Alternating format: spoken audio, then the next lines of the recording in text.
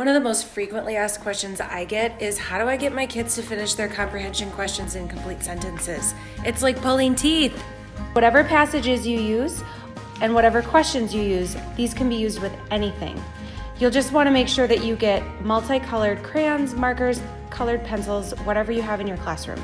So I'm going to give you guys an example of my practically first passages. These come with 3 short answer questions or 2 multiple choice, 2 fill in the blank, and 1 short answer.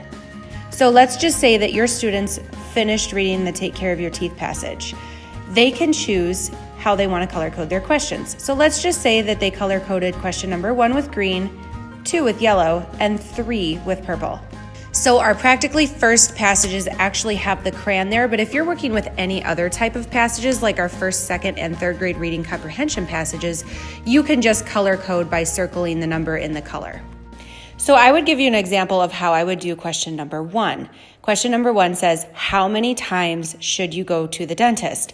I will have my kids circle the question word, and then I have them underline parts that they can use in their answer. For example, you should go to the dentist, and then I will have them find in the passage where that answer is.